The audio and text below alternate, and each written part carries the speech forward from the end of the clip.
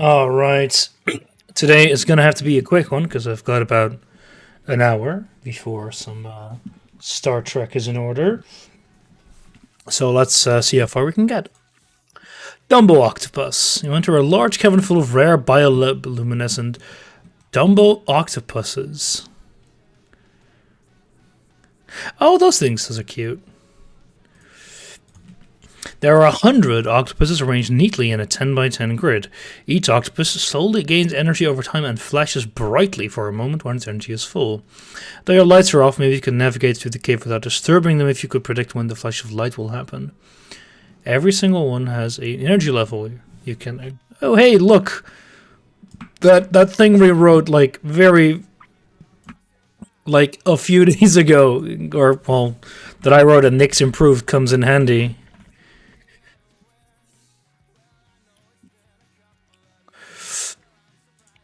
Oh,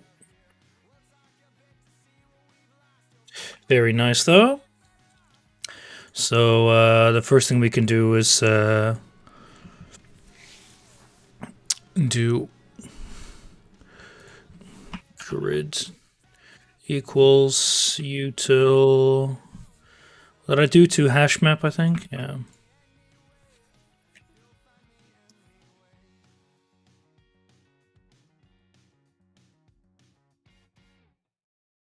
This should work, right? Or was it like this?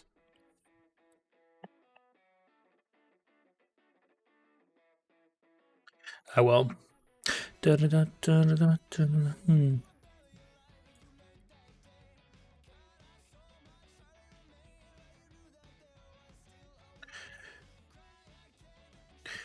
energy level of each octopus is value between 0 and 9. You can model the energy levels in flash of light in steps. During a single step, the following occurs.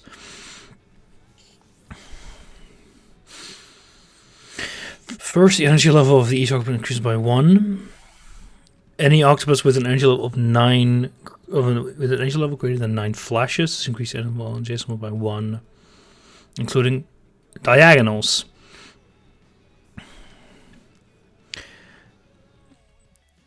Wait, this process continues as long as each new octopus keeps having the energy level increased beyond 9. Wait, greater than 9. Can flash at most once per step. Any octopus that flashes during this step has its energy level set to 0 as it uses all of its energy to flash. 0 1 step, 2 step. Oh, this is also a very good example to use. Highlight when it flashes during its given step. Yeah. Very nice. So let me guess how many flashes. Yeah, after 100 steps. And we need to use this bigger example. 2, 6. Yeah, so that's the example we're actually going to use. So, alright, well, let's start implementing the logic.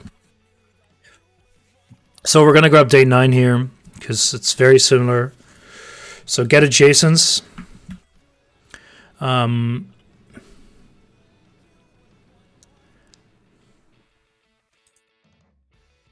We can grab as well. In this case, we're going to have a few more, because now we actually have 8. So minus 1, minus 1, 1, 1, 1, minus 1, and minus 1, 1. Yeah. But do we want to have a default?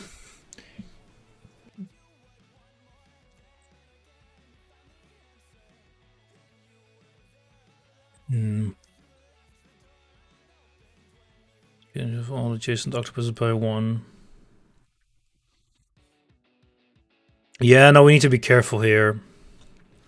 Because if we start grabbing from the edges, that's gonna end badly. What are you doing?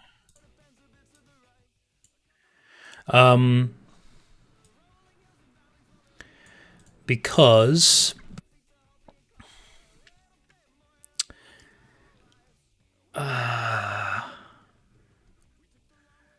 Yeah, I guess I can do. I guess what I should do is just edit this one a little bit. Don't give a default. And do this slightly better. Just make it 2 steps. Because the reason why is x naught plus x.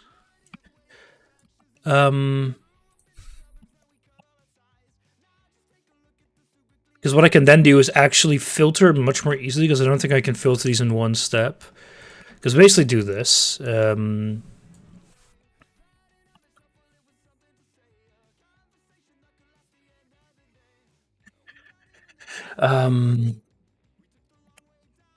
X, Y, adjacents. So this will work. I need a comma here. But what I can do now is I can do X. Um,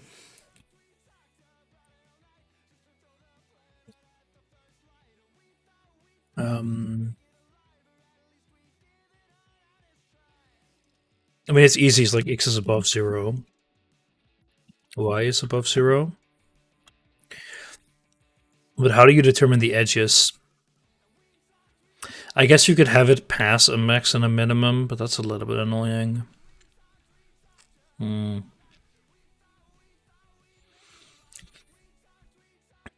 Yeah, let's do that.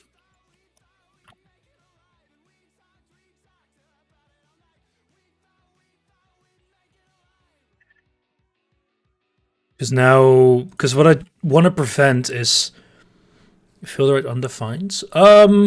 Actually, yes. For some reason, I thought that errored out, but it's. Let me try that real quick.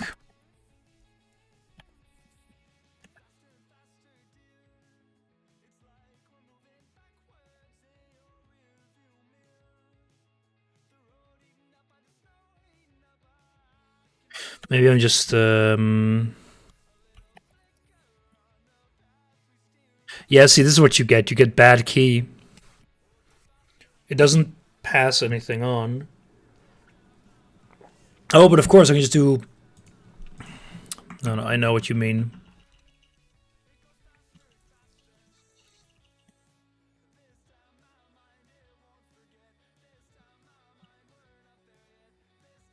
Because we give it a like a default of -1.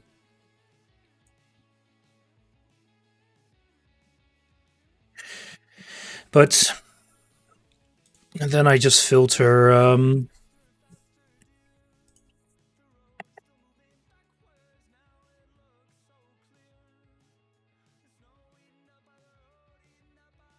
No, we want to do a filter.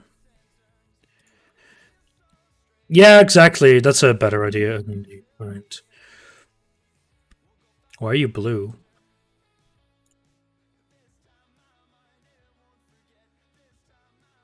Okay, yeah, that just does that.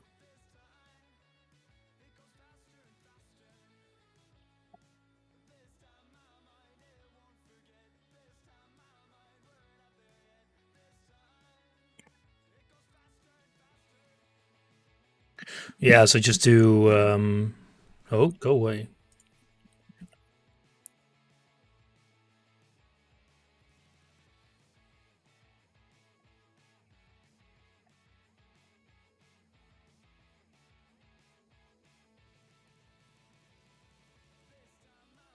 There we go.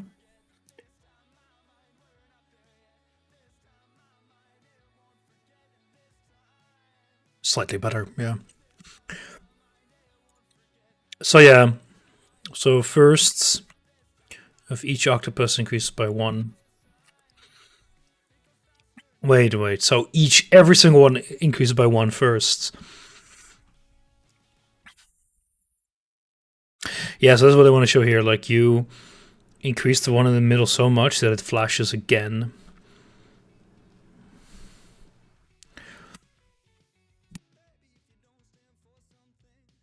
So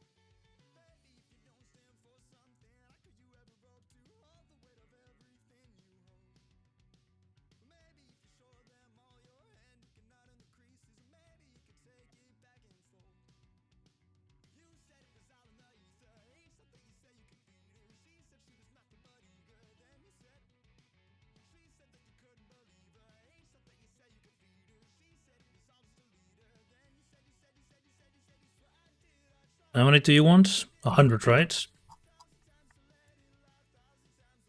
100 steps.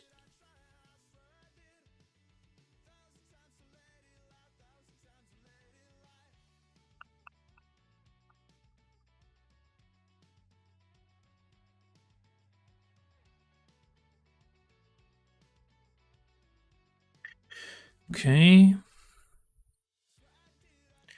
So first, every single value increases by 1. This will be like a maps map.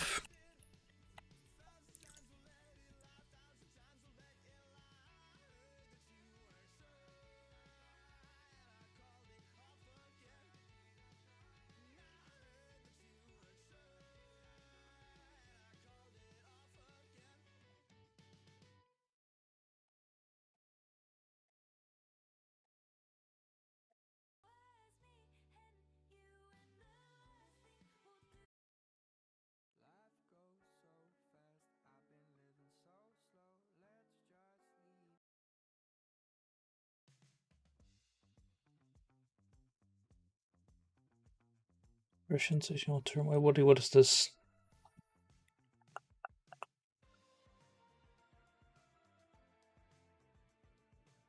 Yeah. What do you mean with this? Maybe I'm just using something here.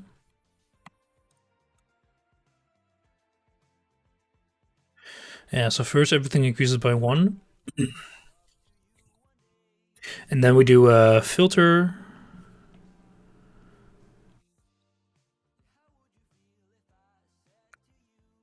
Filter map. But this happens like. Yeah, but you can actually just do that because you increase all the adjacents by 1 and you just go from 10 to 11, so it's irrelevant. So that's fine. And then you just do the setting to 0 later. So we'll filter map.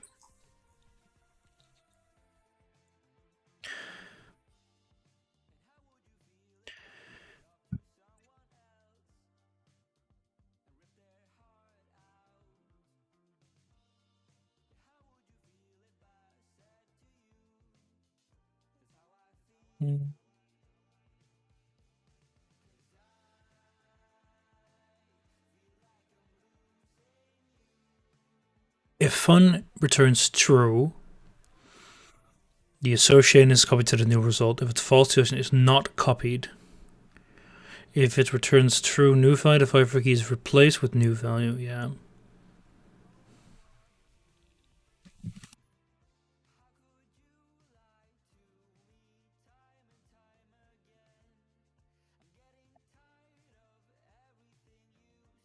Yeah.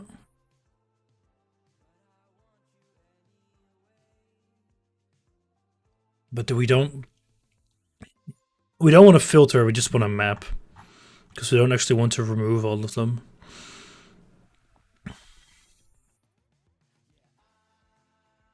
Right?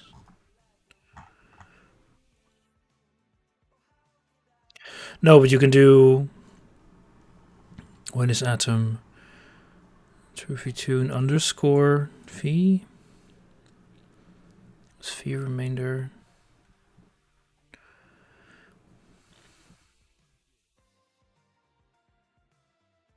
score maps map. Yeah, but we want to.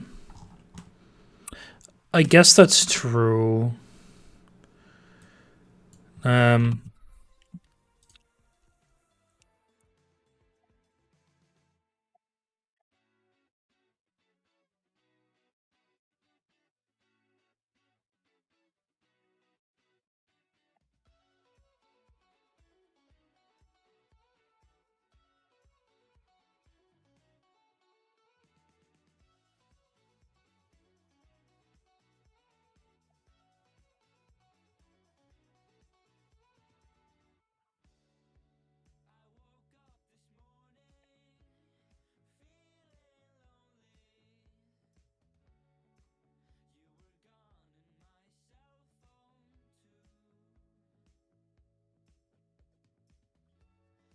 Um.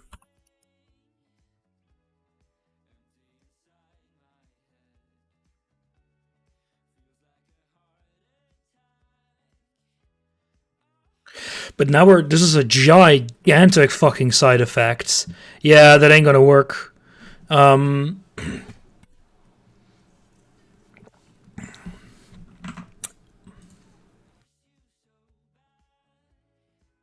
This will work. I can do this real quick.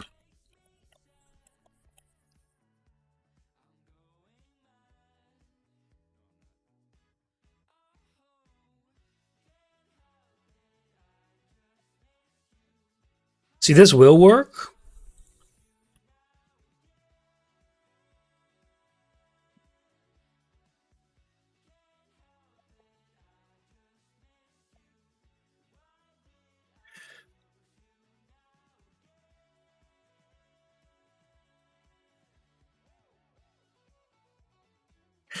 These two are good, but this one needs to be changed.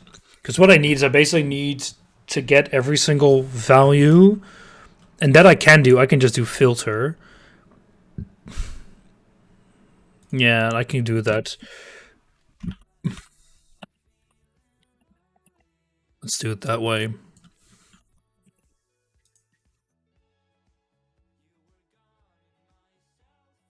Yeah. Yeah.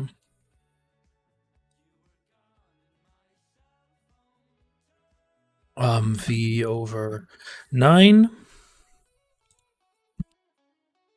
But this needs to be like a loop, and that's the issue. Yeah.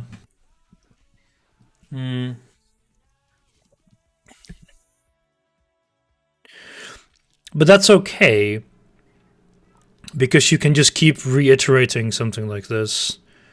Yeah. Kind of work, I guess.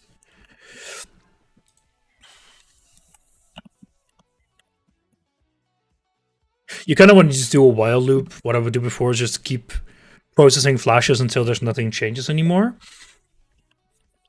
So let's actually just call a map here and do a little bit more, slightly better. And then we do flash.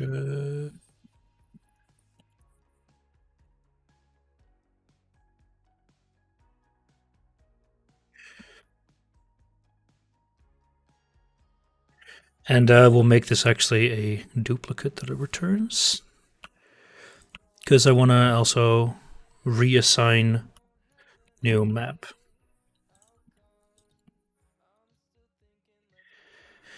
Yeah, and it's complaining because it's undefined. New flashes unused, yes.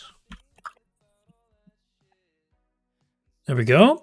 So now I just need to process the flashing. And the way we can do that is basically... yeah. So we process the flashing. And then we do if flashing is 0. And we do like a accumulator thingy here.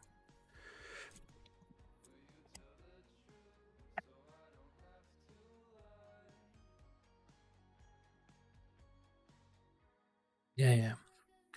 If it's 0,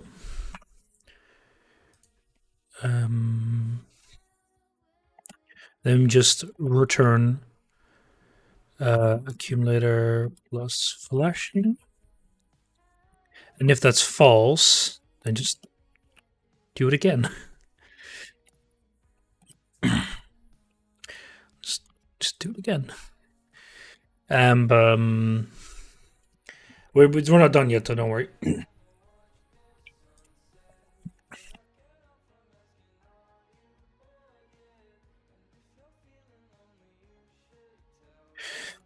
Because what we need to do in here is now we got all the flashers, and now we need to flash the adjacent.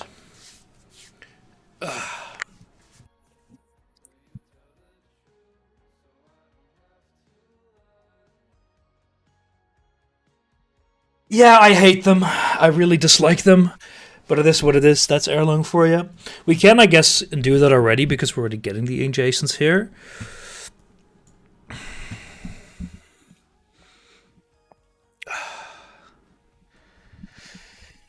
Um, oh, but this won't work because we're filtering a map here, and we just get a list, so that won't work.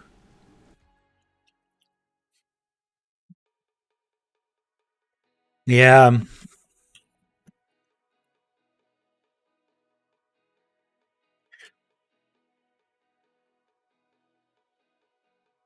I guess this would even be better.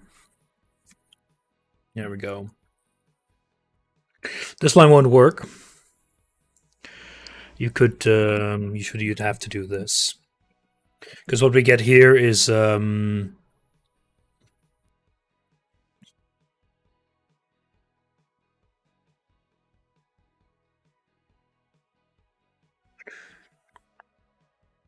because this just gets you the adjacent value, which is what we don't even want.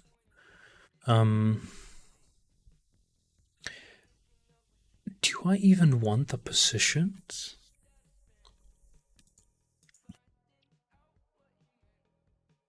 What do I actually want to do here? Because I actually don't care what the adjacent value is. At least not now.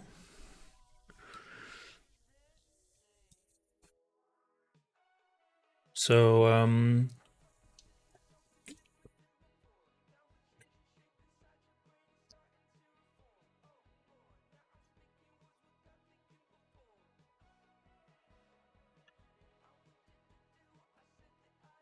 like a fold something.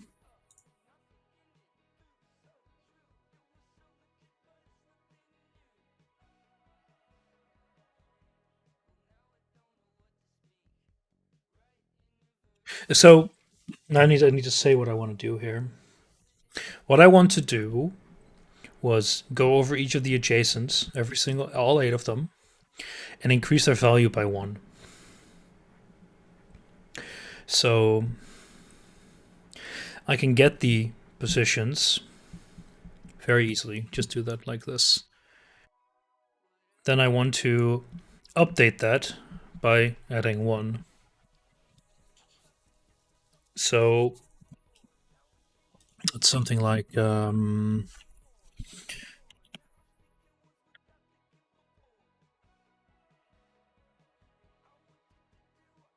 What, did I get the syntax wrong or something?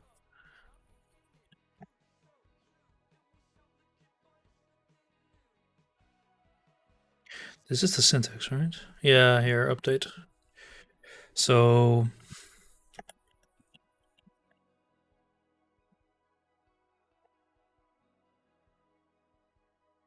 p+1. And of course, it's complaining that they're unbound. So let's go bind them. So we can determine, and because it updates, it should be done in place, right?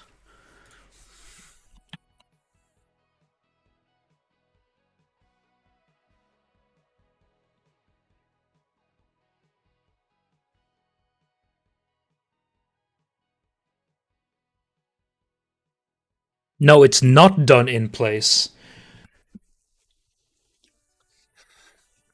In which case we do a photo, but that's fine.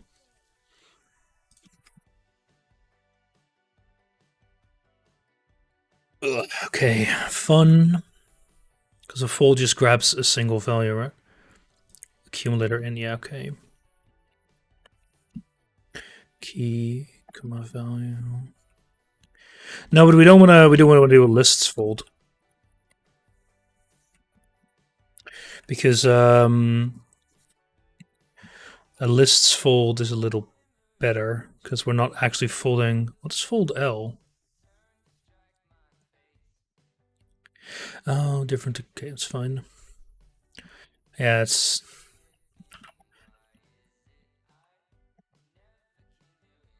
accumulator because our accumulator will be our map and our lists will be this.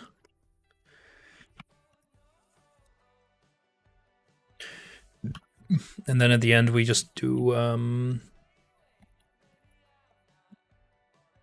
new map. And we do accumulator.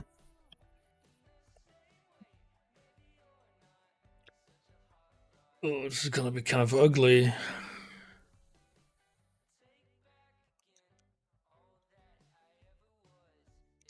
Oh boy.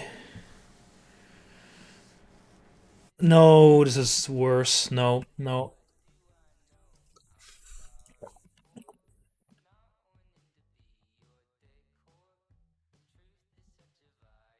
Let's do this a little bit better.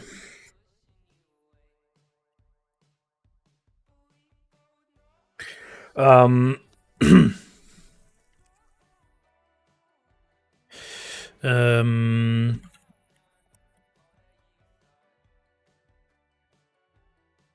this is recursive, which is why it's a bit annoying, because LM. Because we don't want to do something like this, but we want to do a process of a flash of our single LM, which would be like a flash, I guess. Which will then return the new accumulator. We start with our map, and then our list is going to be flashing.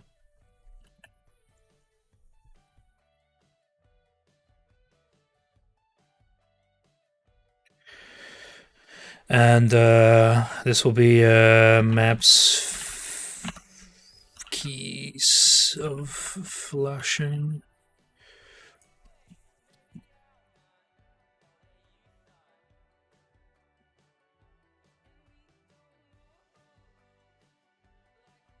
Shadowed? What do you mean?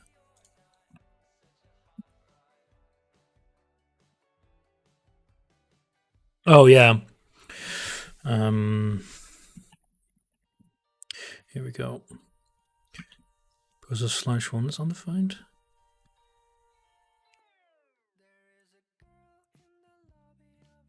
We won't be using you. Oh yeah, here. There we go.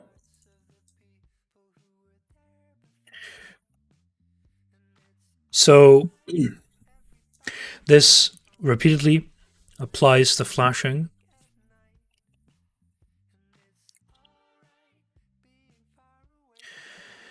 And oh yeah, we kind of want to do this first because we know that if there were no new flashes, nothing will need to be updated. So we can change this slightly. Do you one by one. There we go. Because if there were more flashes, we need to update our map. And we need to redo it. This makes more sense. And then in the new one, we're going to check for new flashes, etc., etc. So we're going to delete you because we don't need you. So what we're going to be doing is we have our position, and we're going to do the folding still. Because what we do is we apply every one of these adjacents to our... can I do like a when present? I mean, I guess we could do what we did before and filter only for the ones that are actually in there. But boy, that's a pain.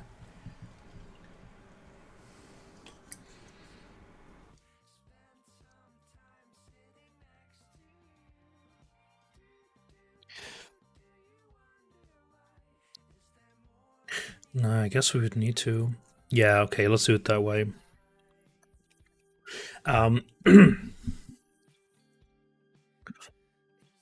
this is okay because we can get the value, which means we'll do this.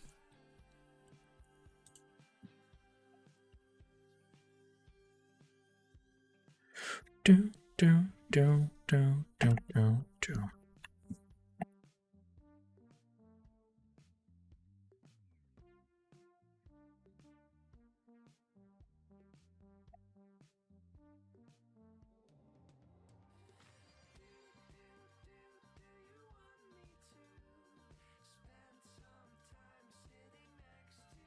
And this, I think...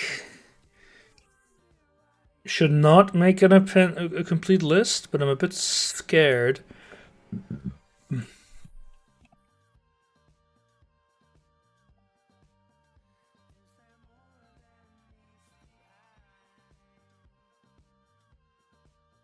So now we get valid adjacencies. So now we can, for the adjacents, we can then do this. So element is going to be our new positions.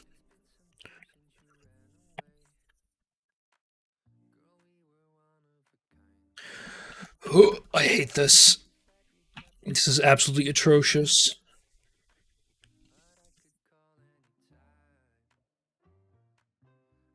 I think this works. So let's do one step. Oh boy. Let's test this one because I like it.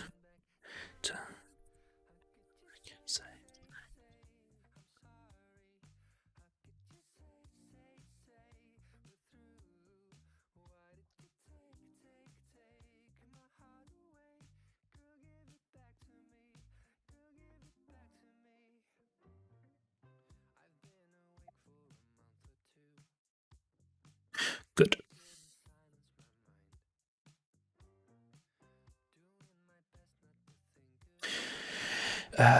Day 11, part 1. Else. Okay. Process flashing, late now 21. Process flashing. Yeah, it's length. Not a lists. Oh yeah, it's oh,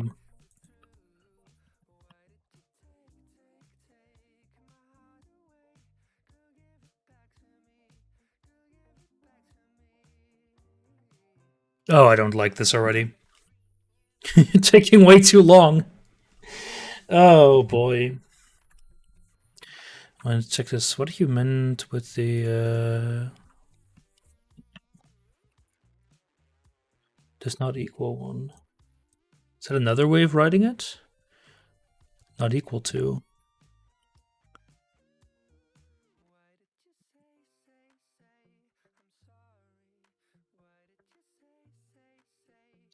Anyway, that's not good.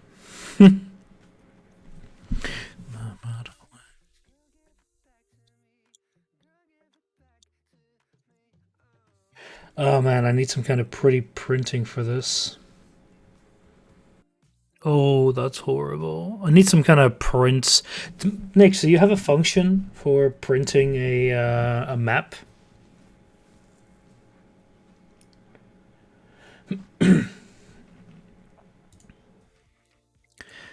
Because I would assume you might have some utility for that. Because I guess I can zip through the two lists and just build some strings, but I don't want to. So what's going on here? To hash map should be fairly simple. We step 0. First, we increase everything by 1. This should be extremely simple. And I assume that map does exactly what I think it does. Probably doesn't, but you know, just double checking.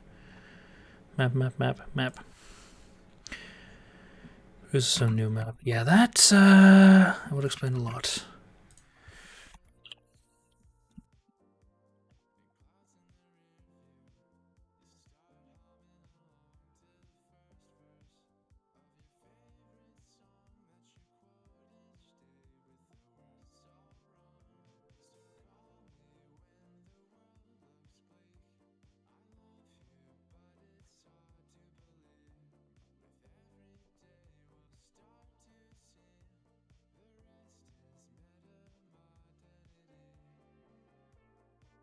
Oh, and I have to remake this.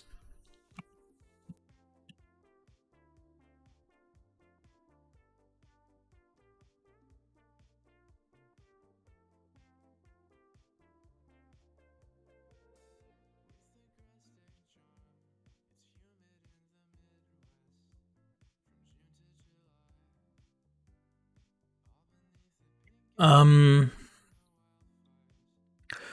So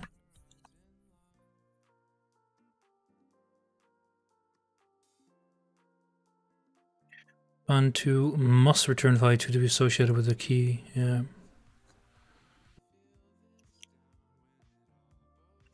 But this would allow us to use a print map. Thank you. That's up.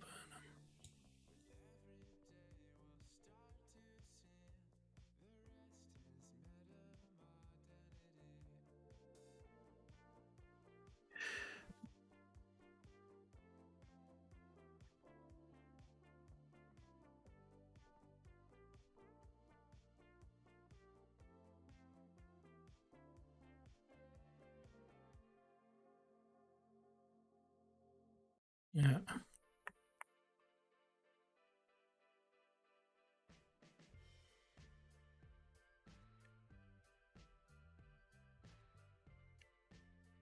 Okay.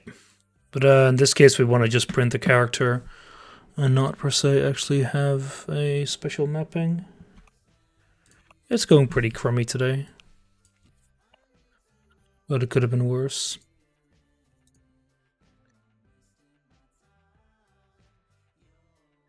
So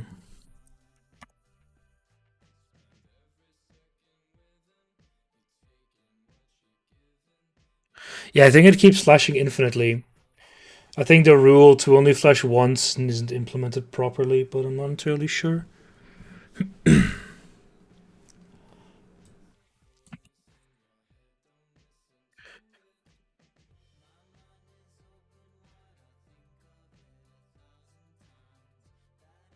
The hell? Format.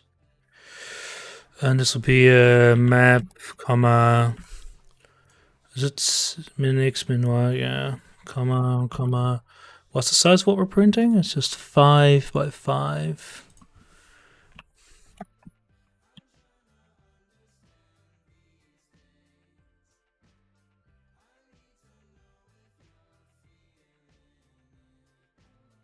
Because I think that the extra issue lies in this being done infinitely. So,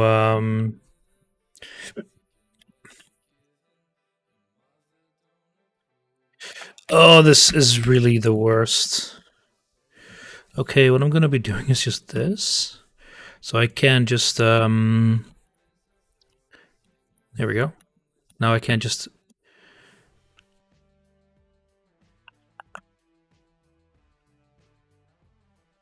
what is going on here?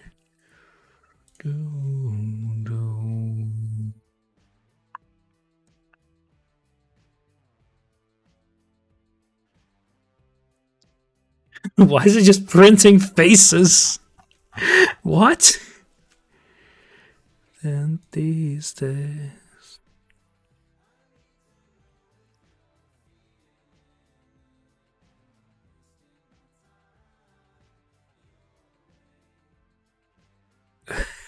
What?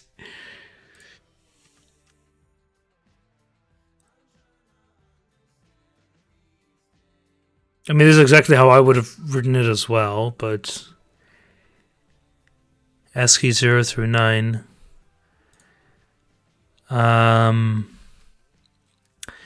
Yes. Yeah, you're right.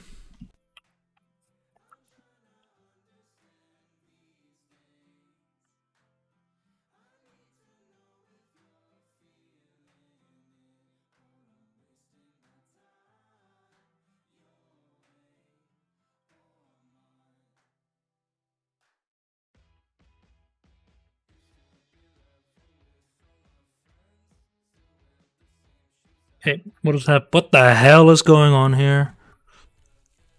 Um.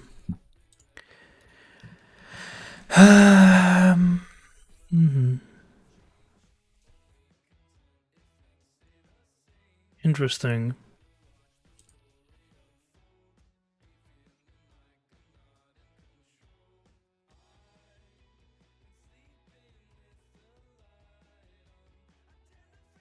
Oh, this is inclusive? Okay, well, that's good to know.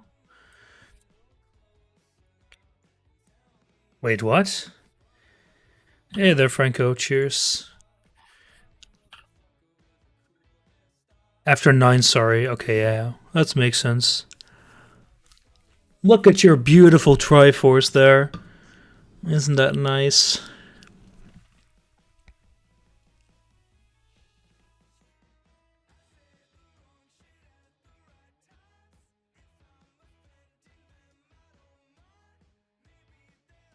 What the hell?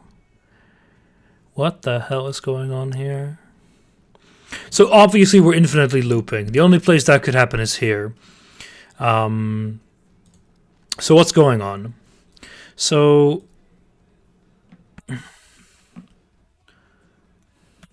I want to first quickly do this, and then I just want to exit.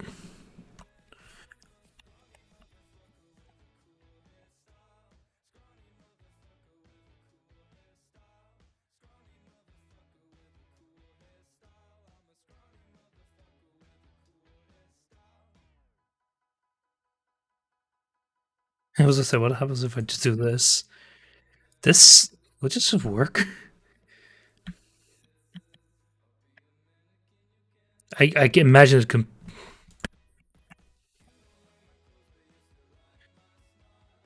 Day 11. That would never. I think I already know what the issue is, but it feels like it shouldn't occur here.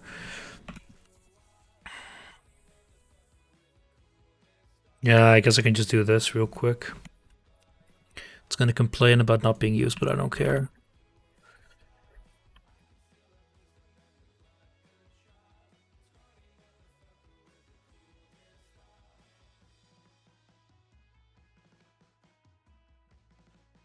Here we go.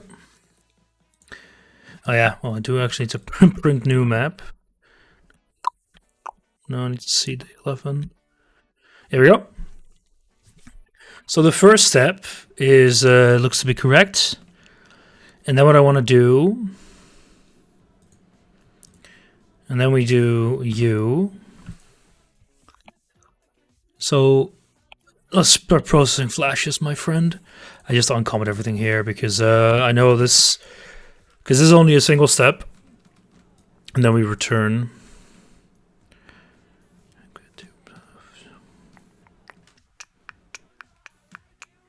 And once we're done, actually print the map as well. Why not?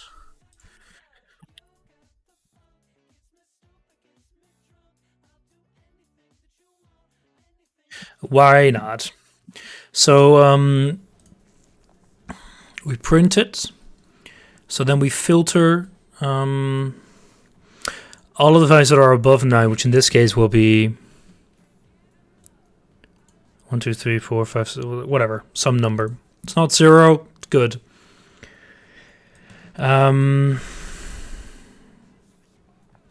Flashing is above 0. So what we do is we do new map. List fold. Flash accumulator map. Okay. So let's actually print out the flashing we're doing.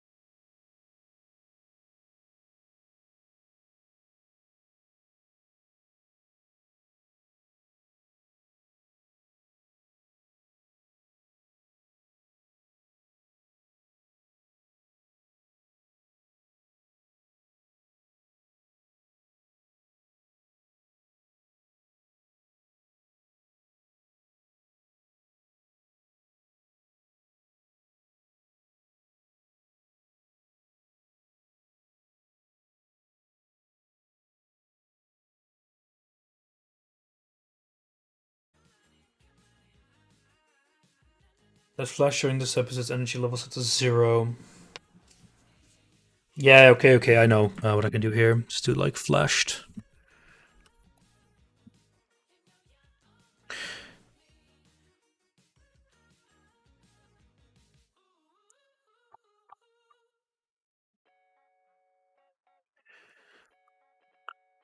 Yeah, so it was what I thought. It was actually going wrong. So what I need to do now is kind of do the same thing we had here. Here, list member equals false.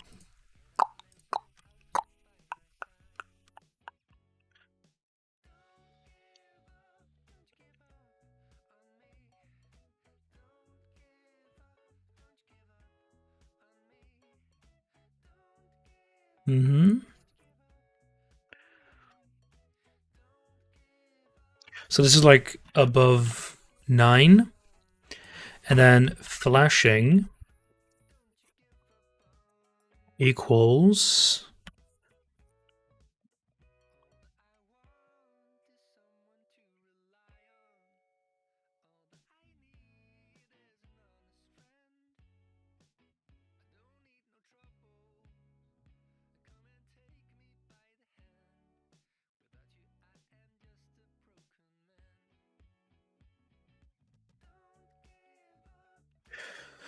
so it needs to not be a member of flashed.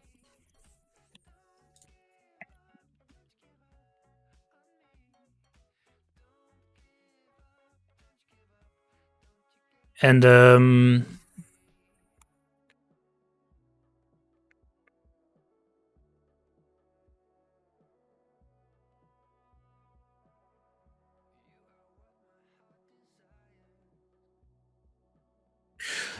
how do we keep track of this? We just add it to.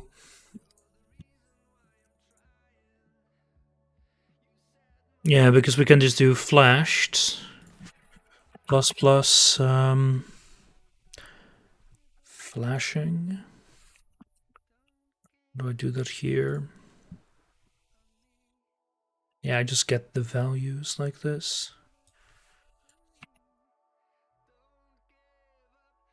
And then we just need flashing, right?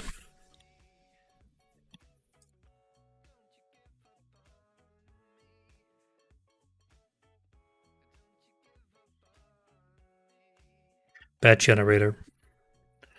Line 28. Right here. Oh yeah, what do I do that here again? Yeah, Jason is a list here, but we should do like items. But then I can just do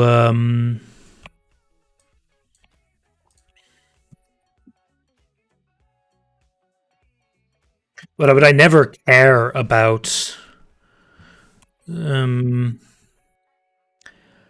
actual values. But the filter is very useful to here. Yeah, and just do maps keys.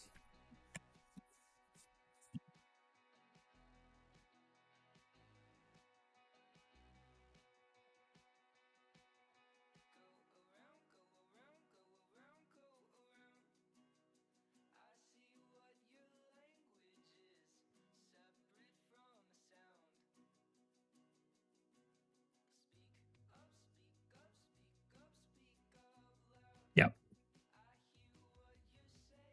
This should work.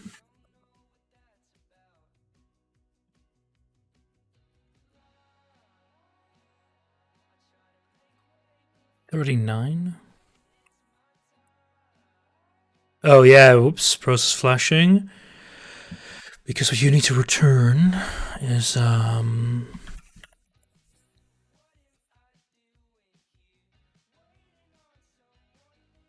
because otherwise okay.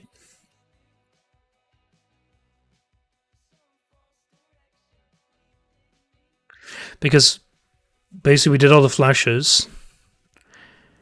And now we just need to set everything that's above 9 to 0, and then we're done. So I'm guessing that's here. I think if we flip them around, right? Yeah. Because the amount of flashes is correct. No function class matching. What?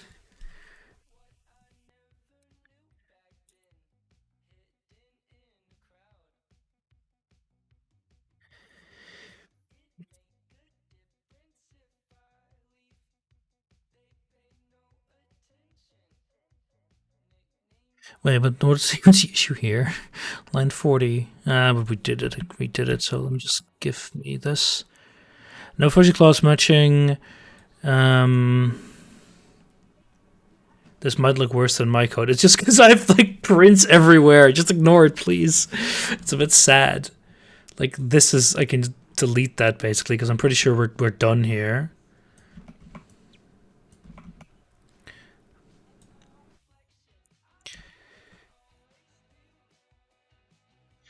Oh, shut up, hamster.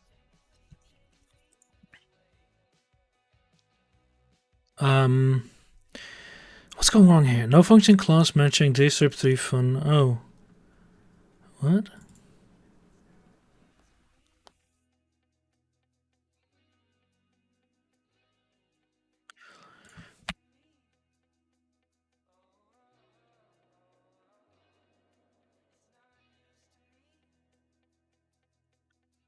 No, this was just me being stupid for a large part of today.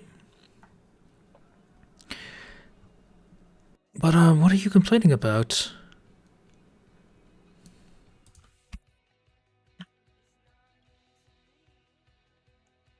No function class matching, line 34.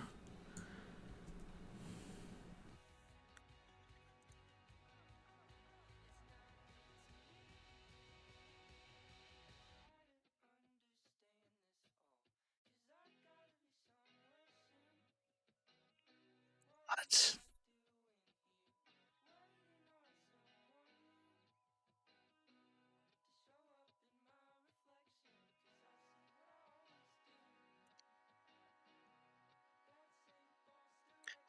Oh, I think it like.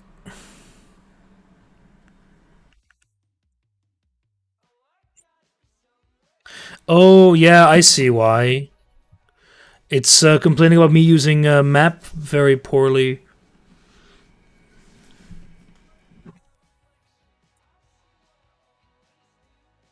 Yeah, see?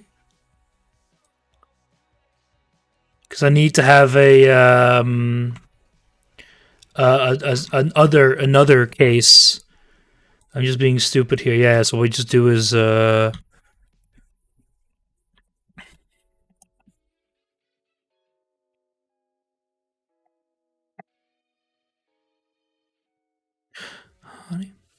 hey, sort of not correct.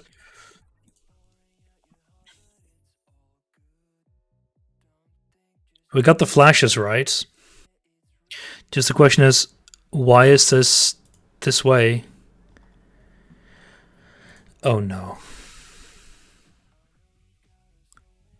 We saw the correct map pass by.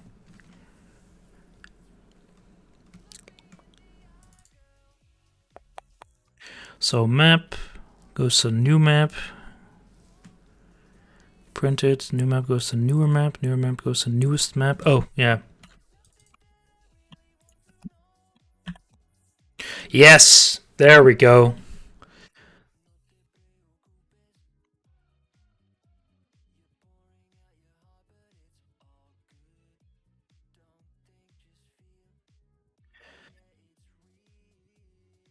Four, five, six, one. Yes. So we can do now.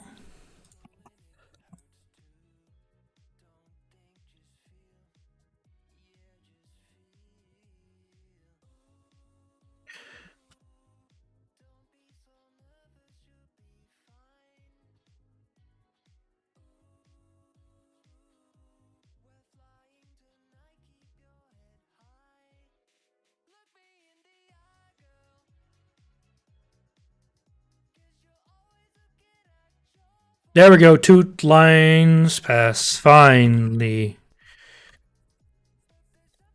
I was kind of hoping that it wouldn't be an issue, but we're done here with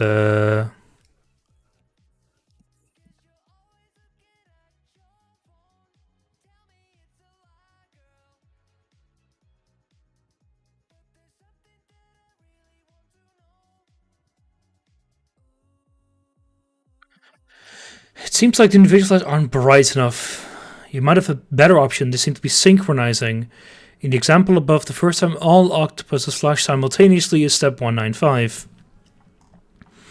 If you can calculate the exact moments when octopuses will flash, what is the first step during which the octopuses all flash? Oh, that's not very difficult because that means that flashes is oh,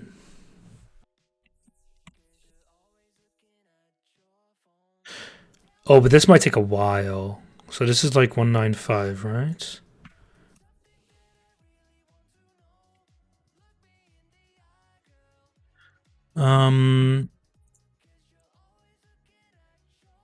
So what I can do here is I can do step 1 and step 2. So we know this is correct. So let's remove these lines.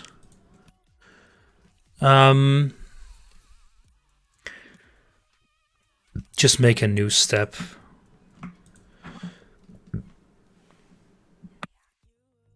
Yeah. Because we don't actually have a limit here. So this will be a step 2. Yeah. So let's copy this. I hate it. We don't have an accumulator though, so we don't care. We also don't do U. Because we basically what we do is we keep going because new flashes is step 1 is undefined. Yeah, step 2. Because we basically do if new flashes equals, what is our size? 10 by 10? 1, 2, 3, 4, 5, 6, 7, 8, 9, 10. Yeah, so it's 100. Oh, we do need to keep track of our steps we have. So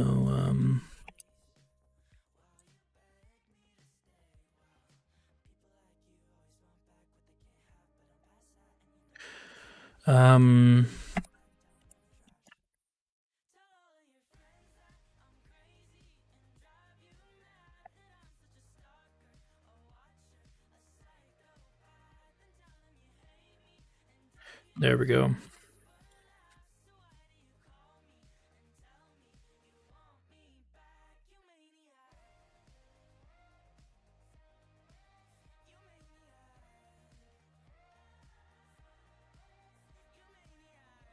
Yeah, okay.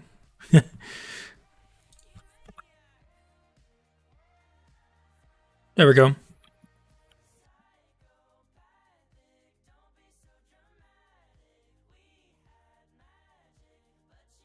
Trivial. Trivial. How was part 2 so easy?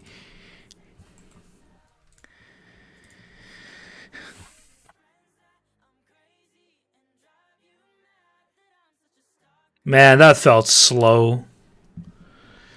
All right, what garbage did I write here?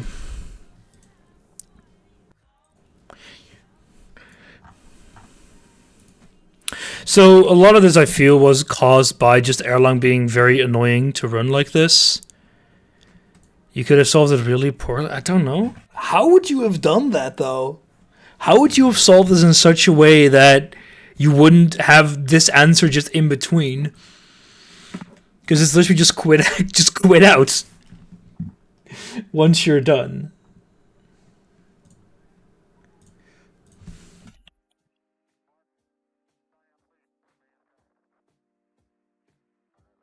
I did a couple of subs for part 1. Like, this, keeping track of this, I thought I didn't. I was too early with testing, right? I knew I hadn't implemented it yet, but I was like, why don't I just wait a bit and just wait to see if I can do some testing to see if I'm doing it correctly. But anyway, what take a look at this code. Octo, yeah, it's just octo walls, flash step. If use myself in testing part 1, 2, yeah. Yeah, exactly. Just increment everything. See, this is so easy to do here, right? And like, I like this too, but I hate that I can't reassign it. Number flash equals oh, I see. It's a wild true. Hamster, what are you doing here? I know why you're doing it, but I don't like it. So for every range, yeah, but this is smart, right? Set it to 0 and just keep checking. And like this is what I kind of mentioned would be very easy to do in Python, but it's a bit of a pain here in Erlang. But yeah, go over the entire range. I don't like this. Just do it for pair. What are you doing here? What is octo? It's a list? Oh, that's disgusting. I would really use a dictionary here. Hamster. Why? Look at this scrub.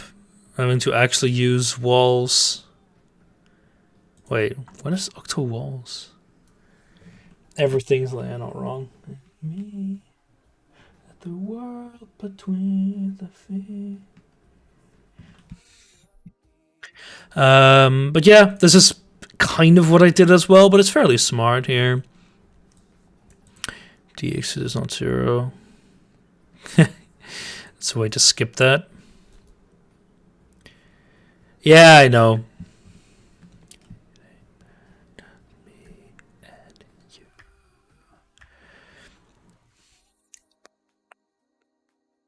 Yes, if it's above 9 and not in flash core. See, this is super easy to do, and I really like it. And the fact that it's my biggest grievance about Erlang.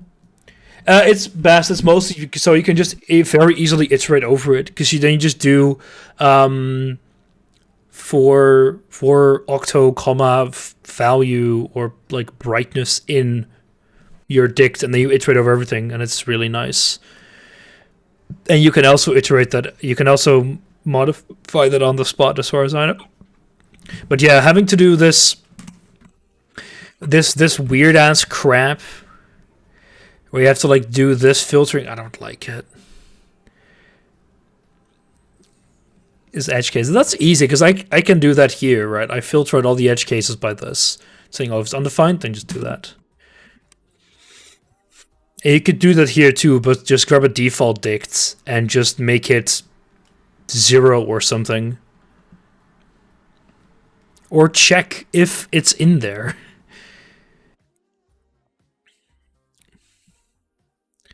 You can literally just do if dx dy in dict, do this. It's very easy.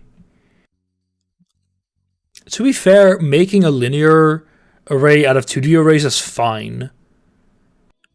But that's basically what's happening in memory as well. You're kind of just making it more difficult for yourself.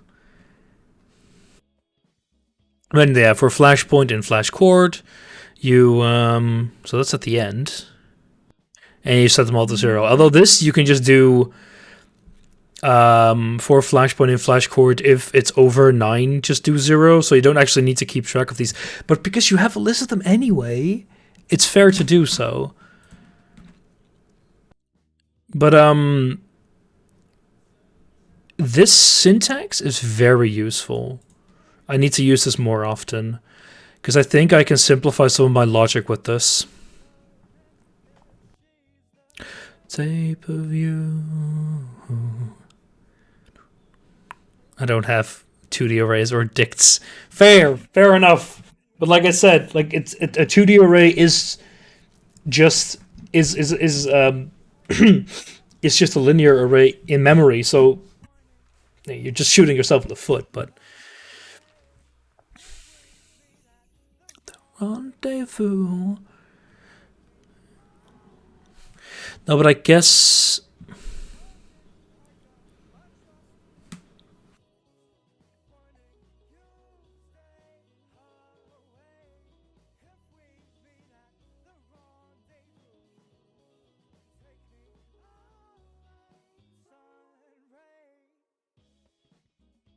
Yeah. You're good at shooting yourself. I know. What are you complaining about? Call this true and 9. What?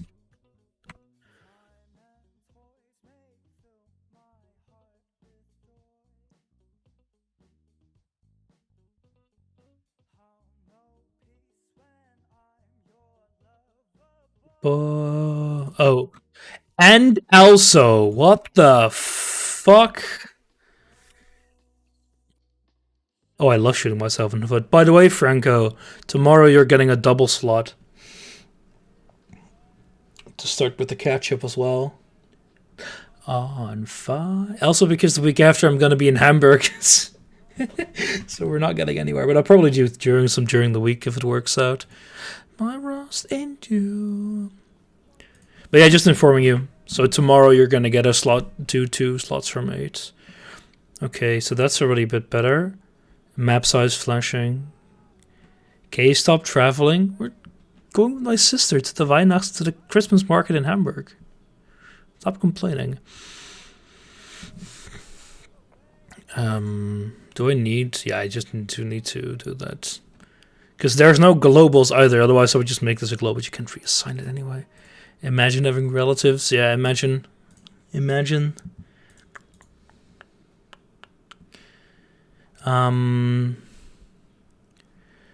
but this is fine. But flashing.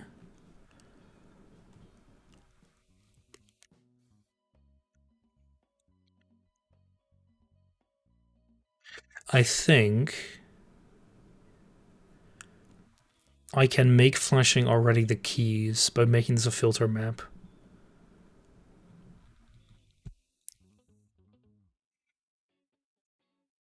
But no, we can just make it a map, right? Nah. But trade rounds for faster queues in Final Fantasy XIV in a day of the week. Man, Hamster, you have a problem. But yeah, this we can just reduce to a single function call by doing this.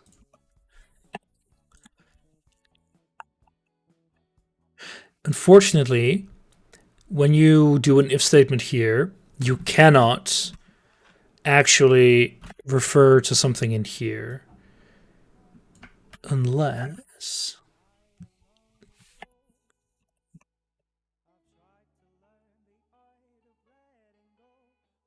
Could I just do maps find?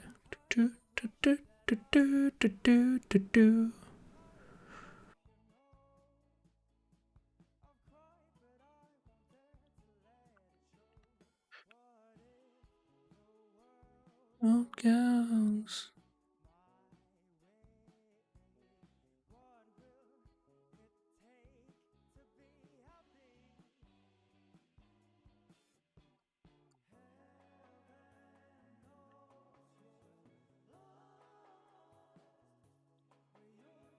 See, it says variable x and variable y are unbound, despite them being bound here.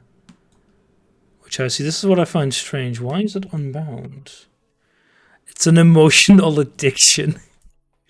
Yeah, nice. Let me take a look at index.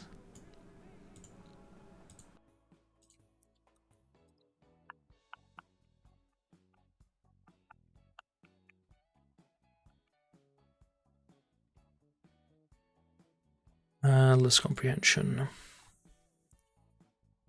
Yeah.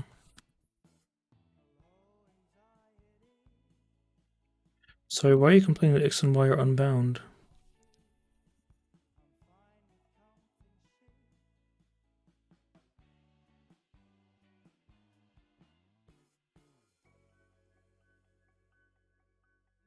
Very good question. Why are there two?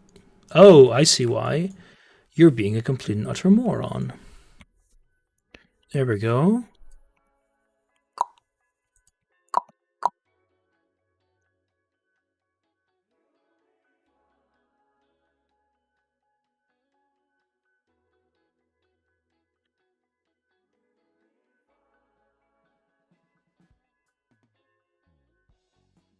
Oh, of course.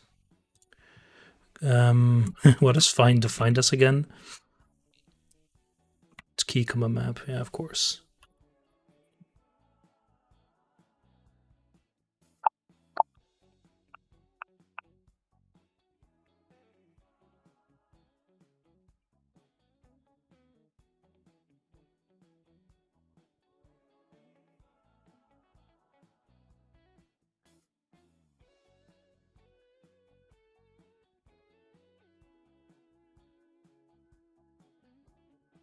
Okay.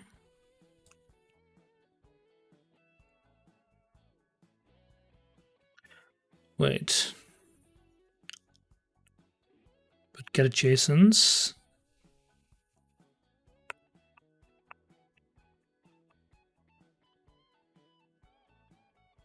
So what are you complaining about? Which line is this? Line 9. Call us map get. Oh, you just want the positions, right?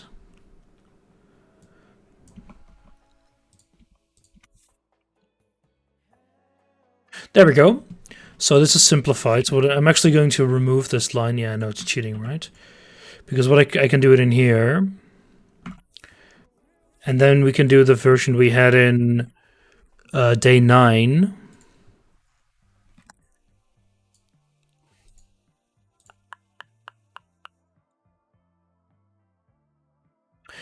Because here we'll have like a default.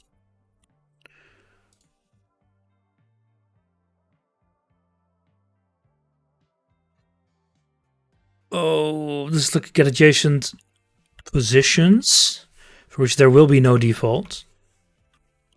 Hey there. So this is get adjacent positions. Util. We're done for today, but I'm just yeah. Obviously. The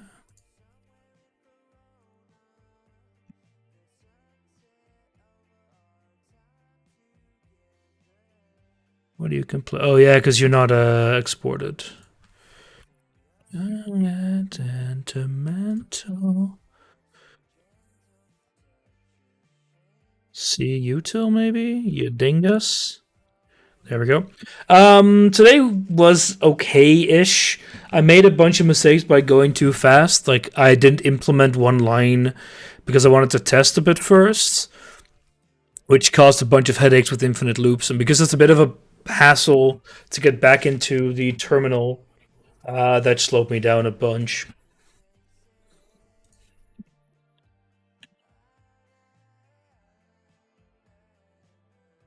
And I'm just doing some cleanup. So what I actually want to do is this adjacents actually gives you the value as well.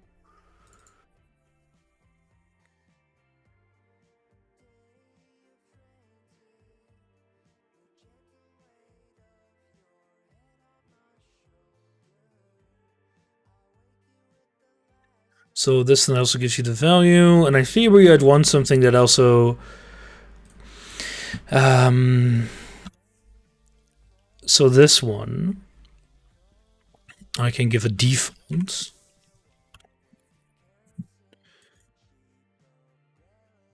And then in day 9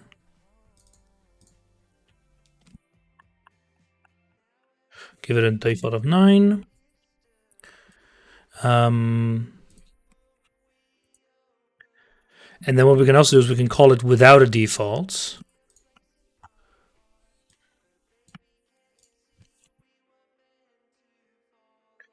And when we don't call it with the default, we do the filtering. Because then we'd only want to get real values, or values that are present in the map.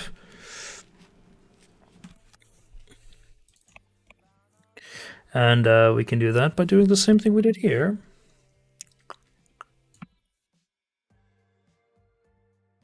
Yeah, because there's a comma missing. So this what it does now. But it just gives you the values that are adjacent, not the positions. And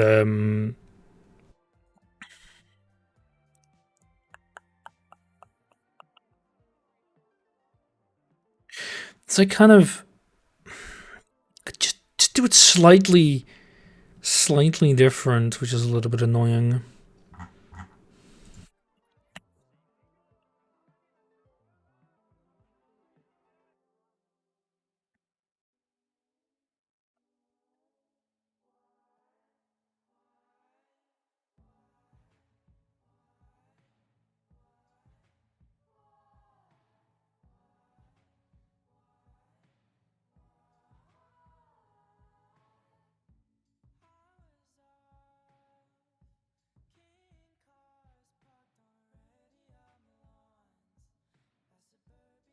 What is it complaining about?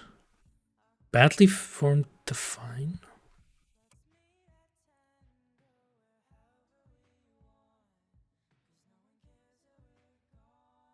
What? What do you mean badly formed define?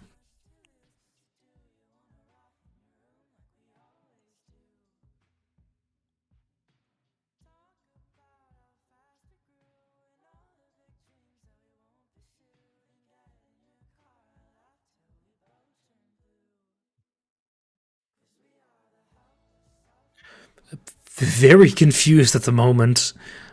Why?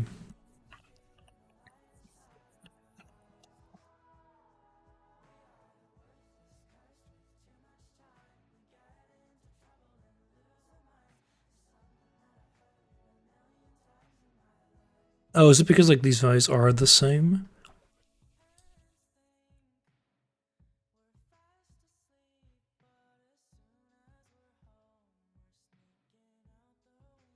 The hell?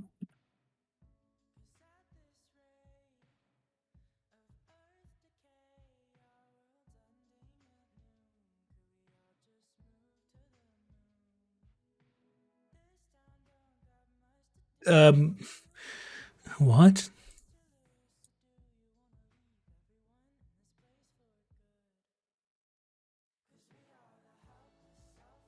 Oh, can it not start? Can't start with a number, apparently. Did not know that. Thank you for telling me that. That is totally not extremely confusing. What I can do now is I can just do this.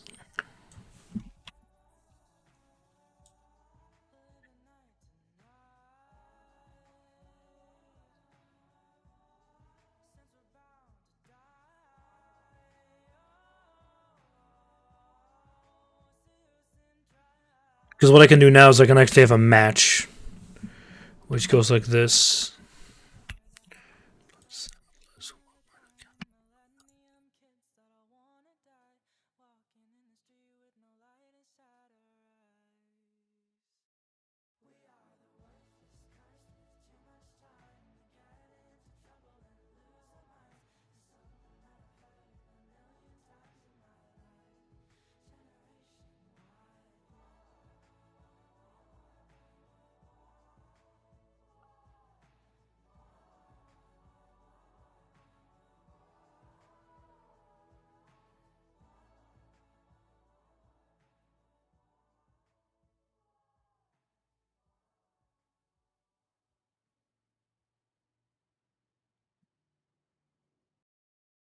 Let's do it like this.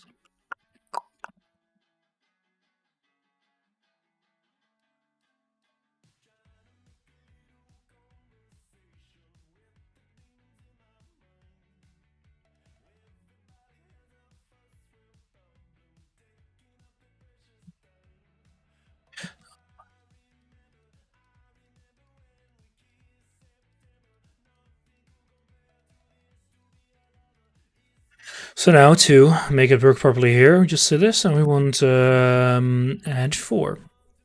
And for today, let's give them something to talk about. We want to get adjacent right here. We do position map. We want add shades. Let's give them something to talk about.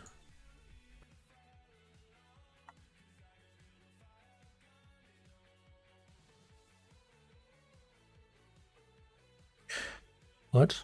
1, 2, 3, and 4. Yeah.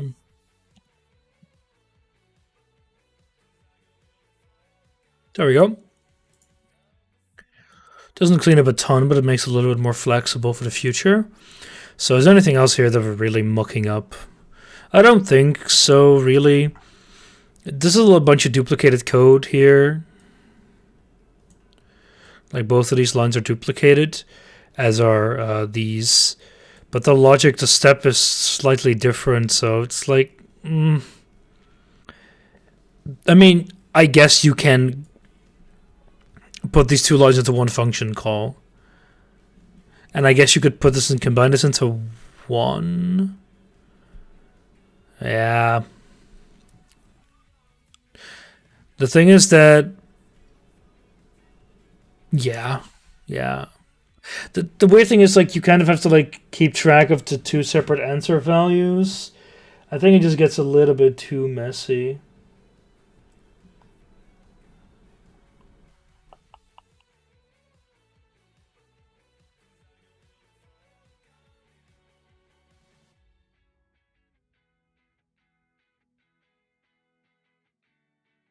Hmm.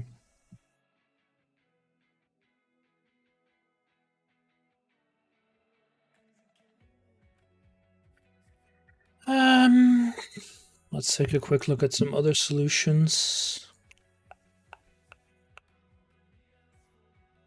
Don't think Nick's did today yet.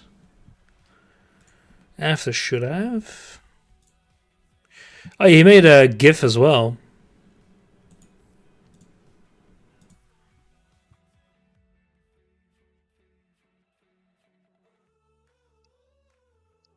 That looks pretty nice.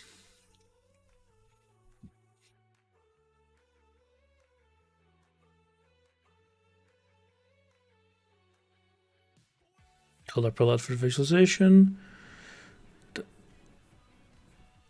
I get what you're doing, but I don't like it. Makes sense though. I would honestly put these two on the same line and see if there's like a zip longer. I'm sure there's something like that because this you can do really nicely in Erlang. That's about the only thing you can do nicely in Erlang.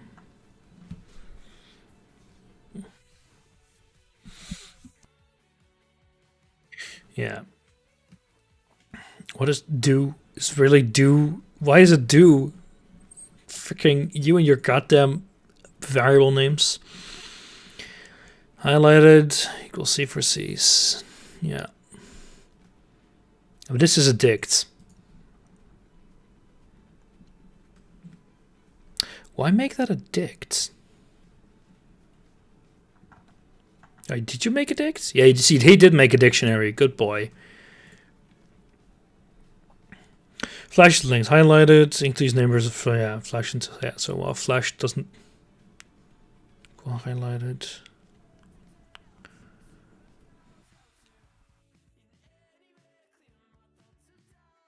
After you just do a dot add. Don't. What the fuck are you doing? So what he's doing here? This is the operator for union. So you're doing a union of the set. That's not wrong. But you can just do dot add, which is slightly clearer than what the hell this is. AoC for C2 minus flash. Yeah, so you can subtract sets from each other, which is really nice. You're making a set out of it. Yeah, that makes more sense than it dicts. The syntax is very similar, which is annoying. But I mean, Erlang has the same for tuples and maps.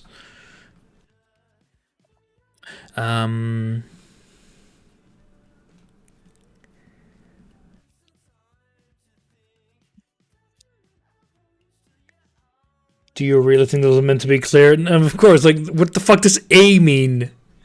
I don't know. I didn't do a while true. You're pathetic. I mean, I just did this because looping like that is shit in Erlang.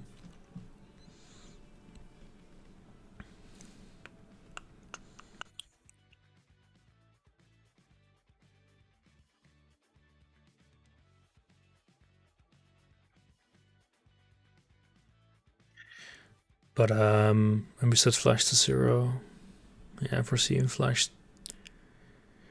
But the fact, like, of course, 4-step in range while true. It's the lazy man's. Is step a global? Of course, step is a global. Why would you make that a fucking global? That's probably because here to adjust it for part 2.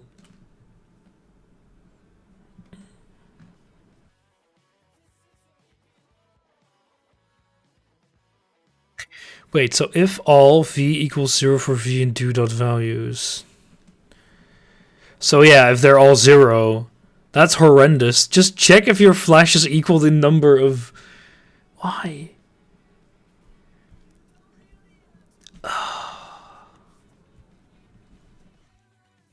Imagine beautify. Imagine, yeah. Well, for me, it's mostly stripping out useless garbage.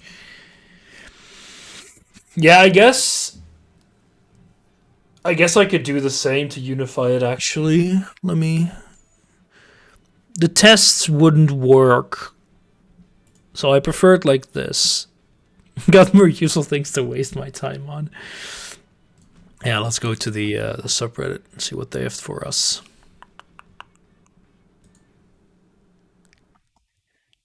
That's pretty nice.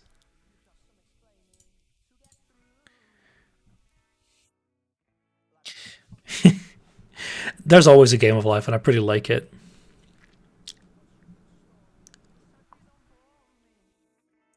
My check for synchronization is trivial. I mean, this won't work for... Like, the test cases happen to be 10 by 10. Otherwise, it wouldn't work either. In theory, you want to make this, like... This is better. But you can't put that in your fucking guard. So I'm just making it 100. It sucks. I hate it. I genuinely hate the if statements. Okay, there's a lot of things I really dislike about Erlang, but the if statements being such a mess is... And of course, always needing a fall-through case for your if statements. You can't just have a bare one. What did you do? No, you didn't have your repo uploaded. Do it, man.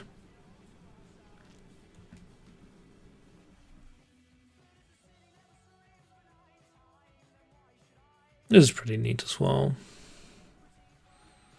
Don't like this one. Oh, God.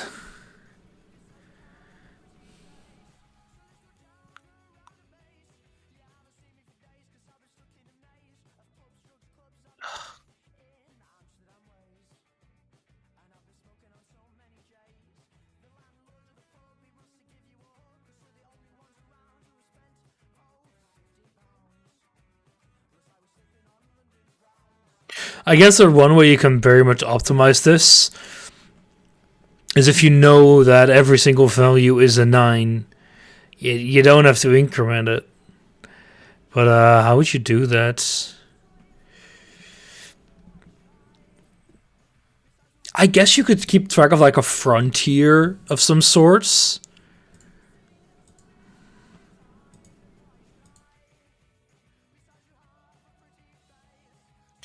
Wouldn't improve time complexity. Oh, just have to check every value. No. Because what you can do is no.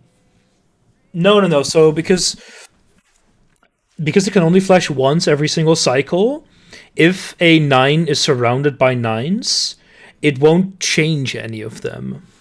So you just keep track of every single 9 that has a non-9 value next to it. And those are the only ones you need to do that adjacency stuff for.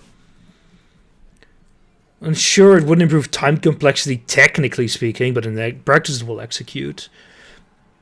Because you know that over time they will converge to the whole flashing. And once that happens... So were you to simulate, a million days, right? You know that they synchronize at like step 232. Then you don't have you have 0 frontiers. And all you do is you have, you step the whole playing field and then you're done. So you would be able to make it faster by keeping track of a frontier to only up them. How come I don't see any big brain solution on the Reddit? Well, that's right here. That too. Ah, yes. Thank you. I can read this. Is this a fucking one-liner? No, it's not. Hey there, Nix. Oh, do you mean something like, oh, by, I don't know, sticking a broomstick through all of them, we can solve it faster?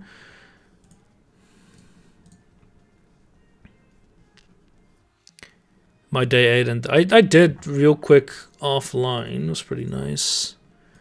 But let me see, what did you go here? So sometimes it appears a random grid will not synchronized. I left it running overnight for a grid and it never synced. Average how many random grids will complete in a reasonable time?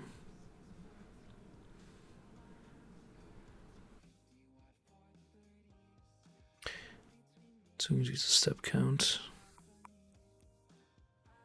About 48% of random grids will sync or will take a very long time or never do.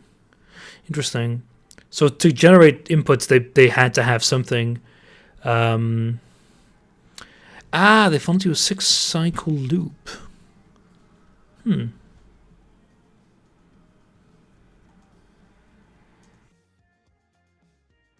Yeah, that wouldn't work, I was about to say. The way you could do this, though, is by generating one a step before it would synchronize and then just iterating backwards. Anyway, this is Nix for day 8, which was wires. Segment 8 highlights it with 1, with 4, 7 counts and unknowns. Oh, I see.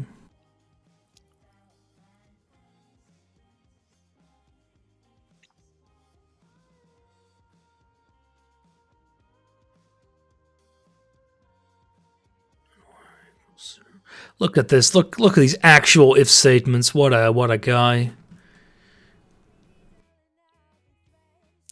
For segment 1 to 7 for wire. Yeah, so you iterate over the segments here, huh? I guess that'll work too as well.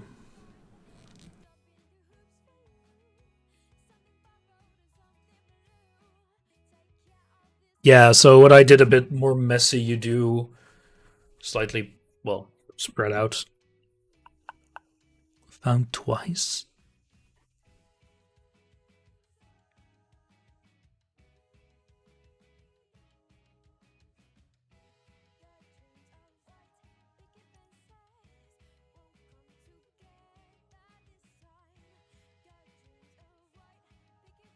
Yeah, exactly. Which, fair enough. Because you could add some variation every time you move backwards over a flash, since a flash cycle wouldn't increase past 0 despite neighboring flashes. Yeah, but that's like what I meant. Like you can technically generate an infinite amount of maps that would synchronize the next turn. So, and then you just start working backwards somewhat. Like, I know that input generation is one of the most complex things that they do. So I'm sure that it's not that easy, but big advances. Now you do actually do the solving. Sol.v too. Ugh.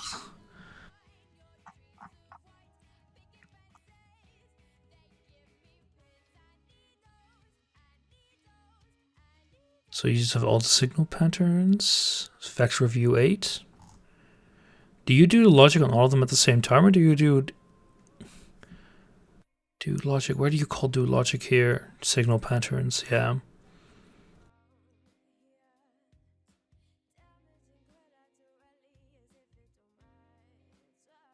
And then you map the foundation to present it. And you do the answering here too.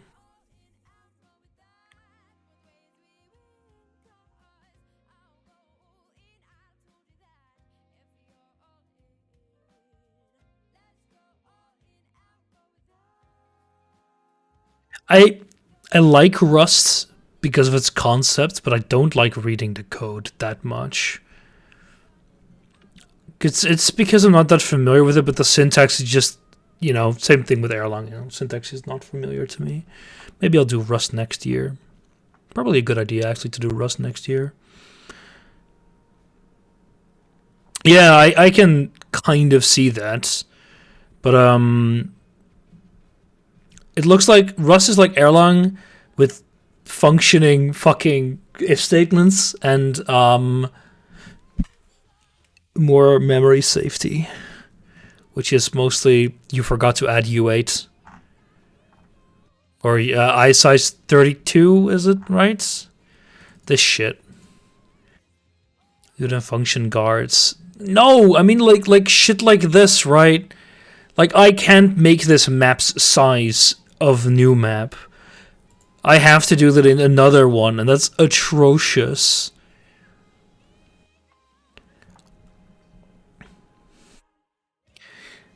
Like it's fine we have to reuse the value, but like I would prefer doing that in like this right here, like flashes. I could do a walrus thing here, um, in Python. Just make another recursive function, like this, right? Like this would be great. Check if this is 0, and if it is, assign it here, and then I can reuse it later. But no, you can't. This is me complaining. It's not that bad. It's just frustrating. Segment data. What is that again?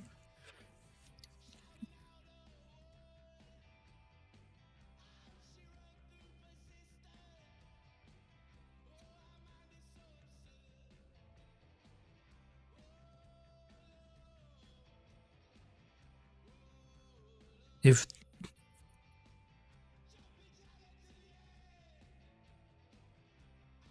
what the hell are you doing here? If digits, which is 0, 10, is it 0, 2 through 10? I assume so. Digits. Oh, it's 10 instances of 0. I see. That's clear syntax. I mean, it's nice, but it's not clear to me not being familiar with Rust. I actually need to go eat some dinner real quick, damn it. Yeah, I'm gonna end the stream here.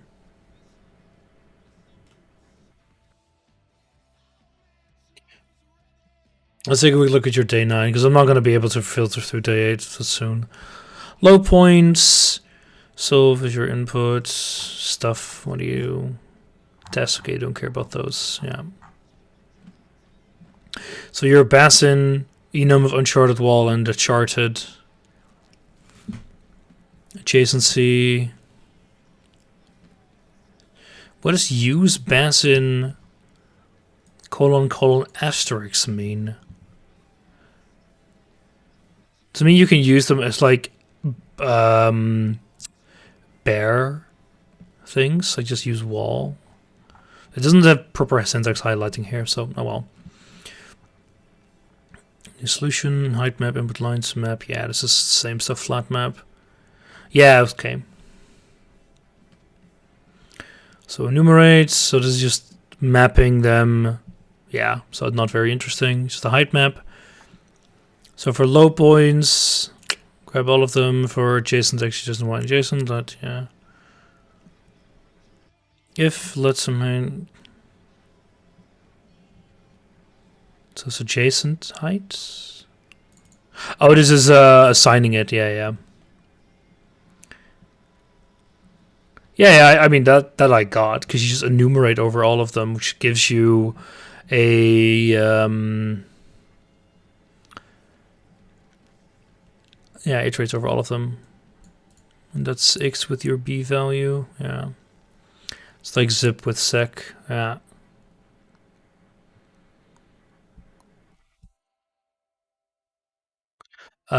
No. Well, technically yes, I guess. But zip fails if you have two lists of uneven length, so it's not the not the zip function, it's the like unequal length zip, which there is in the base form for in Python. You'd have to use some external ones. So I like that Erlang has both. But yeah, look here, if adjacent is equals you return false, otherwise you return true. This is a little bit unclear, I would say, but you're closing, three separate ones. And see, this is the walrus thing as well. I like it. But I dislike that it has two ifs here while you're technically doing only one comparison, but oh well. And then you map 1 plus height.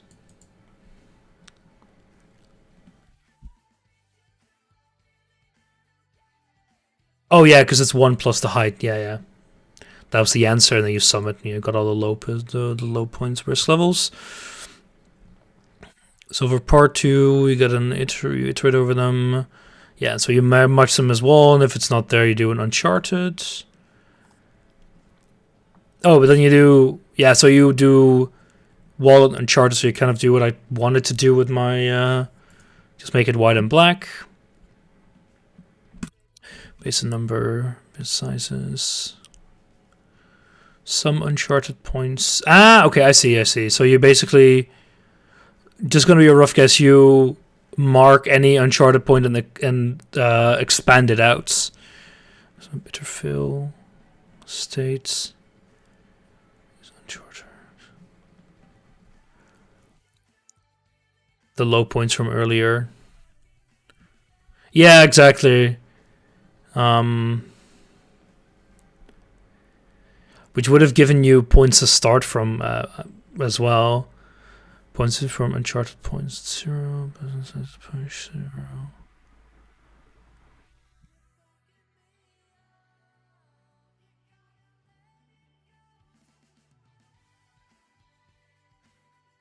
And yeah, you kind of do what we did before.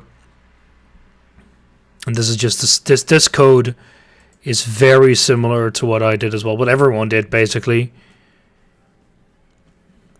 Just visit all the points and add the basin size. But yeah, this is a little bit like you could have just put in the starting points from earlier, which is what I did as well.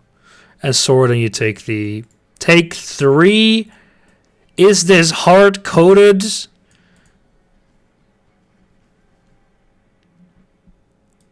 Oh wait, no, that's top 3.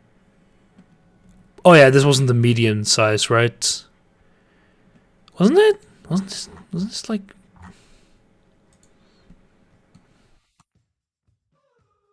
No, it is the largest 3. Yeah, I'm confusing it with another day. I need to start cooking because I've got some weird ass game to stream in a bit.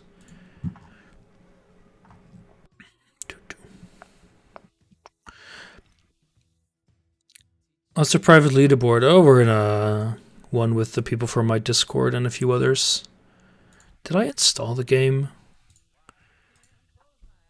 Yeah, uplink. What's up, link? I have to actually check if it runs. But yeah, look at me. What's my place? 7. Look, it's better than what I had at the start, but that's just because less people are participating. And I can't get up early to actually do it. I'm so disappointed, but it's 3 minutes, man. That was pathetic. Also because I was bungling around with some stuff.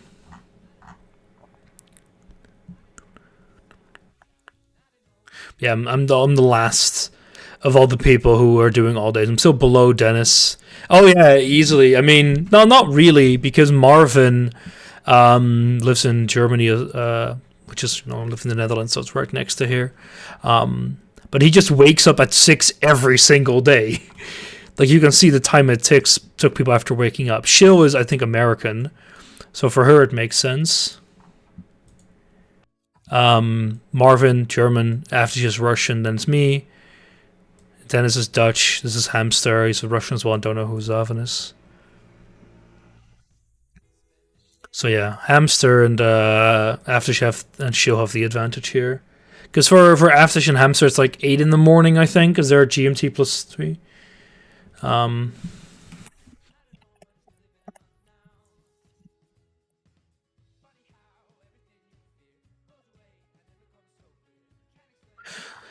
Anyway, this was a fun day, not too difficult. Bit of a mess, but still not very happy with the repeated code, but it's like because you don't have globals, you can't really easily keep track of variables in a recursive function. You have to pass them on to the next instance, and that just kind of becomes a mess. I know it's not a huge issue, just annoying. Because it's fine. It's like it is fine, right? There is no issue because you're copying an integer, not even copying, I assume. Um, it just doesn't look nice because I could unify these, and instead of returning it, just print it out, and that would work fine. But I don't know. I don't know. Anyway, yeah, no, exactly right. Even if it was copied as only a single integer, but it makes sense that it's in the same register. Um, so with a bit of tooling, you could redo them. What is this fun thing we can do?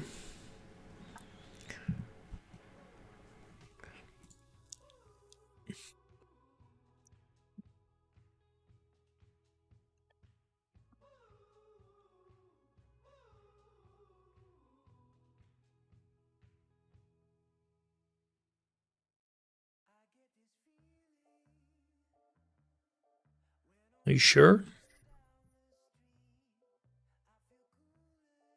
Oh, one of my files.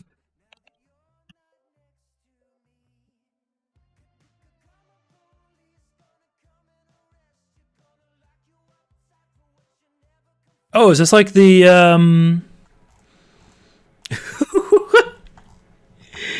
machine code? Yeah, yeah. This is the byte code that it would generate. Oh god.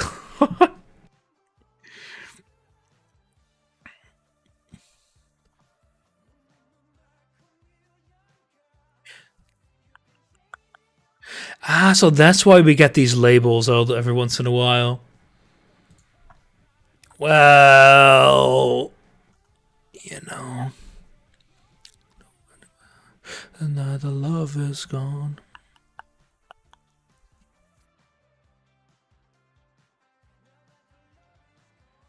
But I'm guessing these are the really quick ones, right? So for step 2, they still generate 2 of these blocks, even though we only have 1 of them.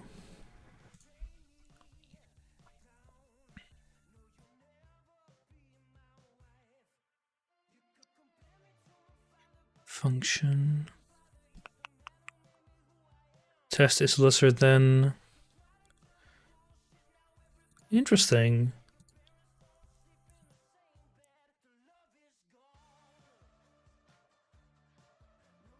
Wait, what's going on here? Function info sure. Test is less than F30. Integer 9. The function in the map calls. Okay.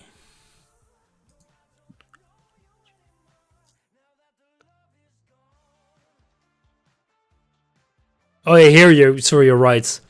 Here's our real step 2.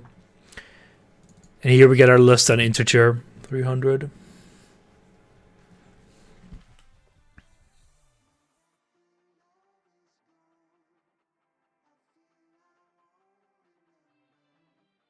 Interesting. So day 9 was really short. Well, let's see, let's take a very short day.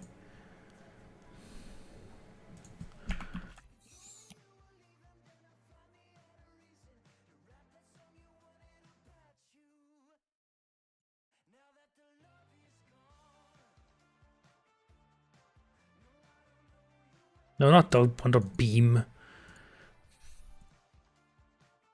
So like 20 lines of code gets transformed into 150 lines of bytecode, which makes sense, but you know. So part 1 is So how do you like put the lists?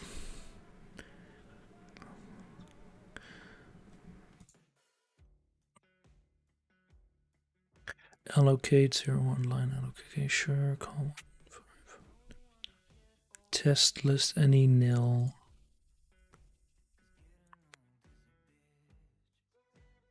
Yeah, I know. I just rarely use it.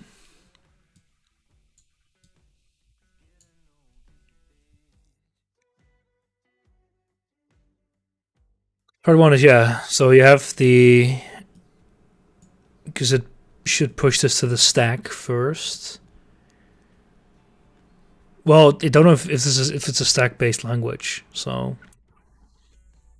Because what you would do then is you would just check the keywords. It's fairly trivial. Sorry, trivial.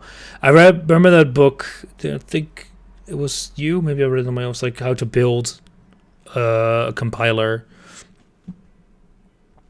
And it wasn't too super difficult. The conceptually, of course, execution is very different. But like you push it onto the stack, check heights, and then you start pushing arguments onto the stack. And like the, it's not super duper complicated, but it's fairly easy to visualize. But I don't think that's what they're using here, because we can see the put list, which is this, the literal 99999. But then it moves the integer 0. Just here, I assume into a register, and then we call last. But what does last refer to? Because I don't see check heights as a function. Yeah, call 1.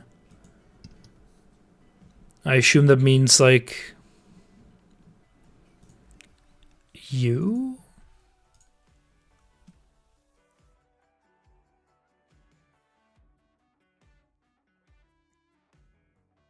Check heights. I would expect some kind of function ID, but I don't know what 2,4 means. 2 is arguments, I would assume, because we have 3 versions here, but I only see it mentioned there. Only mentioned once, but then what are you? What is this function then? Because the actual like code here is fairly trivial, right? For check heights. That's the list comprehension. Yeah, I was thinking that already. Because of the allocates, they could turn into sort of functions. It does make sense, you know? Yeah, location day 1 or else like 6. Yeah, line 6. Test is non-empty lists. Yeah, makes sense. To check lines if it's empty. Allocate, you get just an empty list. You call list to integer, which is this function call. Swap call for info. Yeah, interesting though. I like it. This is very neat. Thank you for showing me. Not that I need these, we can just put them in the git ignore here.